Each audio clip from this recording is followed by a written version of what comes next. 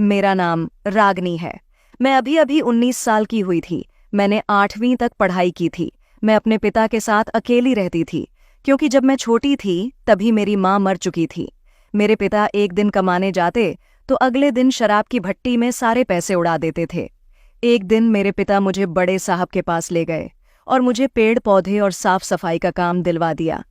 इस तरह से मैं अपने 50 साल के मालिक के यहाँ पर काम करने लगी। मेरे 50 साल के मालिक अपनी उम्र के हिसाब से बहुत छोटे दिखते थे। उनके घर में उनके अलावा कोई नहीं था। मेरे पापा मुझे हर दिन मालिक के घर छोड़ने जाते थे और शाम को वापस ले आते थे, लेकिन आज शाम को पिता मुझे लेने नहीं आए थे। मैंने काफ़ी देर तक पिता का इंतज़ार किया। मुझे गेट पर खड़ा देखकर मालिक मेरे पास आए और उन्होंने मुझसे कहा कि मुझे लगता है कि तुम्हारे पिता आज तुम्हें लेने नहीं आएंगे, इसलिए उनका इंतज़ार करने के बजाय घर के अंदर आ जाओ। फिर वो बोले, मुझे बताओ कि तुम्हारे पिता रात के 8 बजे के बाद कहाँ जाते हैं। तभी मेरे दिमाग में यह विचार आया कि पिता शराब की दुकान पर नशे में धुत होकर पड़े होंगे। मुझे पता था कि यही हुआ होगा, इसलिए तो पिताजी अभी तक नहीं आए। अगली सुबह मैंने मालिक से कहा, मालिक मेरे पिता को फ़ोन करके बुला दीजिए। उन्होंने तुरंत मेरे सामने फ़ोन लगाया, लेकिन पिता ने फ़ोन नहीं उठाया। एक पिता इतना लापरवाह कैसे हो सकता है। उन्होंने अपनी जवान बेटी को एक 50 साल के आदमी के साथ उसके घर पर अकेला कैसे छोड़ दिया। देखते ही देखते 1 महीना बीत गया, लेकिन पिताजी मुझे लेने नहीं आए। मेरे मालिक बहुत अच्छे थे। उन्होंने मुझे अपने घर में बहुत अच्छे से रखा था। घर का नौकर, जिसका नाम सामू था, वह हर रात सोने से पहले मेरे लिए बादाम का दूध लाता था। यह सब मेरे मालिक के कहने के अनुसार ही हो रहा था। अगले दिन मालिक मेरे लिए एक अच्छी सी ड्रेस लेकर आए और उन्होंने कहा, यह ड्रेस पहनो और तैयार हो जाओ, आज हमें बाहर पार्टी में जाना है। मैं वो ड्रेस पहनकर तैयार हो गई। मैं तैयार होकर बाहर आई तो मालिक मुझे एक अलग ही अंदाज में देख रहे थे। उनके चेहरे की मुस्कान साफ बता रही थी कि उनके मन में क्या चल रहा है। उन्होंने मेरे हाथ में अपना हाथ डाला और पार्टी के लिए निकल गए। पार्टी में उन्होंने मुझे अपने कुछ दोस्तों से मिलवाया। उनके दोस्त भी मेरी खूब तारीफ कर रहे थे। तभी मैंने एक जूस का गिलास ले लिया और जूस पीने लगी। जूस पीने के बाद मुझे बहुत चक्कर आने लगे। मैं वहीं टेबल पर सर रखकर सो गई। अगली सुबह जब मैं उठी तो मैंने खुद को मालिक के कमरे में देखा। मैंने अपने हाथ पर नाखून जैसे खरोच के निशान देखे। मैं उठकर बेड पर बैठ गई। सामू मेरे कमरे में नाश्ता लेकर आया, जो कि पहले कभी ऐसा नहीं हुआ था। वो अभी भी मुझे शक भरी नज़रों से देख रहा था। मैं उससे बात करने ही जा रही थी कि तभी मालिक मेरे कमरे में आ गए। उन्होंने मुझसे कहा, क्या तुम ठीक हो? तब मैंने उनसे कहा कि मेरा सर बहुत भारी हो गया है। मालिक ने कहा, तुमने रात को पार्टी में गलती से जूस की जगह ड्रिंक ले लिया था, इसलिए तुम्हारा सर भारी हो गया है। मालिक ने मुझे दर्द की एक गोली दी। आज पूरे दिन मैं अपने रूम में सोती रही। कुछ देर बाद अचानक मुझे महसूस हुआ कि कोई मेरे कमरे में दाखिल हुआ। मैंने धीरे से अपनी आंखें खोलीं तो मालिक को सामने आता देखा। वो मुझे कमरे में जागा हुआ देखकर कमरे से बाहर चले गए। मुझे समझ नहीं आया कि उन्होंने ऐसा क्यों किया। अगले दिन जब मैं नाश्ते के लिए बैठी तब घर में सामू और मैं ही थे।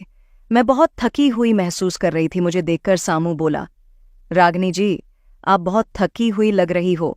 रात को मालिक आपके कमरे में आए थे, इसीलिए शायद आप थक गई होगी। मैंने उससे कहा, तुम क्या कहना चाहते हो मेरा? इतना कहते ही सामू बोला, रागनी जी, मुझे माफ कर दो गलती से। मेरे मुंह से ये शब्द निकल गया। मुझे लगा कि सामू मुझे कुछ कहना चाहता है, इसलिए वो ऐसी बात करता है जो मेरी समझ से बाहर होती है। मैं उसकी बातों को नज़रअंदाज करना ही बेहतर समझती थी। एक दिन मैं अपने कमरे में बैठी अपने लैपटॉप पर कुछ काम कर रही थी।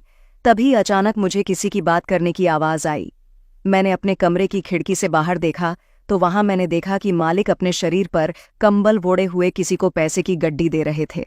मैं खिड़की के करीब गई और देखा तो पैसे लेने वाला व्यक्ति कोई और नहीं बल्कि मेरे पिता थे। लेकिन वह इतने पैसे क्यों ले रहे थे? आखिर मेरे पिता और मेरे मालिक के बीच क्या चल रहा था? मुझे कुछ भी समझ नहीं आ रहा था। मैंने सोचा कि पिता को आवाज़ दूं, लेकिन तब तक पिता वहां से पैसे लेकर चले गए। मालिक भी घर की ओर आने लगे थे। मालिक के घर के अंदर आने से पहले ही मैं जल्दी से सो गई। कुछ देर बाद मालिक घर के अंदर आए, फिर मेरे कमरे में आकर मेरे सर पर हाथ फेरने लगे। थोड़ी देर मेरे सर को छूने के बाद जैसे ही वह कमरे से बाहर निकले तो मैं कांपने लगी। पिछले कुछ महीनों से मालिक मेरे साथ ऐसा कर रहे थे। वो मीठी मीठी बातें करके मुझे अपने घर में क्यों रख रहे थे। मेरे सामने कई सवाल खड़े हो गए थे और मैंने पिता और मालिक को रात में मिलते हुए भी देखा था। मैंने मालिक से इस बारे में अभी तक कुछ नहीं पूछा था, क्योंकि मैं उनकी असल सच्चाई जानना चाहती थी। मैं आज रात को जब सोई थी तो हमेशा की तरह आज भी आधी रात को मेरे कमरे का दरवाज़ा खुला और फिर बंद हो गया। कुछ ही पल में मुझे लगा कि कोई मेरी बगल में सो रहा है। अचानक मुझे अपने ऊपर एक हाथ फिरता हुआ महसूस हुआ। तभी मेरी आंखें खुल गईं और जल्दी से उठकर मैंने अपने कमरे की लाइट जला दी। फिर मैंने सामू को अपने बिस्तर पर लेटा हुआ देखा। गुस्से से मैंने उसे कहा, तुम मेरे साथ क्या कर रहे थे मेरा? इतना कहते ही सामू चौंक गया। फिर मैंने उससे कहा, मैं तुम्हारी हरकत मालिक को बताऊंगी। मेरे इतना कहते ही सामू कहने लगा, तुम तो हर रात खुशी खुशी अपने मालिक के साथ बिताती हो। अगर तुम एक रात मेरे साथ बिता दोगी तो क्या हो जाएगा उसके? इतना कहते ही मैंने उसको एक जोरदार थप्पड़ मार दिया और उसे अपने कमरे से बाहर निकाल दिया।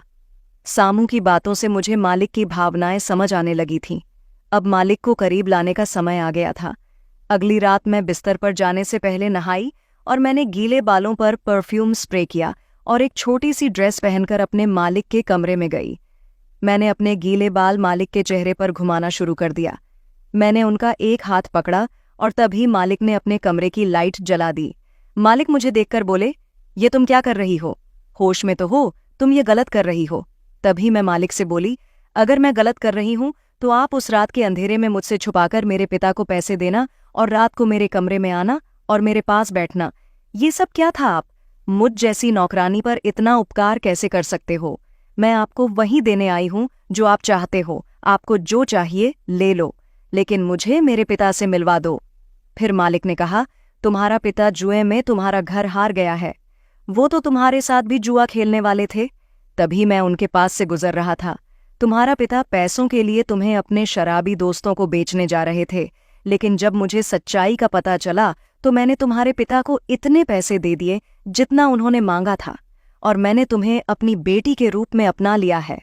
तुम अपने पिता के प्यार में इस कदर पागल हो गई थी कि तुम कभी अपने पिता का असली चेहरा नहीं देख पाई। भगवान ने मुझे बहुत धन दिया है, लेकिन उस संपत्ति का कोई वारिस नहीं दिया। मेरा एक हाथ खुशियों से भरा है, लेकिन दूसरा बंजर जमीनों की तरह सूखा है। लेकिन जब से तुम आई हो, मेरे घर में संतान की कमी पूरी हो गई है। जब मैंने अपने मालिक को सामू की हरकत के बारे में बताई तो उन्होंने इस दौरान सामू को नौकरी से निकाल दिया और मुझे बताया कि उन्हें भी सामू पर काफी टाइम से शक था, इसलिए वो रात को मेरा कमरा चेक करने के लिए आते थे। दोस्तों, पिता का कर्तव्य सिर्फ बच्चे को पैदा करना नहीं होता, बच्चों को अच्छी शिक्षा और अच्छी परवरिश भी देना होता है। अगर एक पिता अपने बच्चों को बेचने लगा तो दुनिया का कौन सा बच्चा जैसे बाप के साथ रहना चाहेगा? तो धन्यवाद दोस्तों, उम्मीद है आप लोगों को हमारी ये कहानी पसंद आई होगी। वीडियो पसंद आए तो लाइक करें।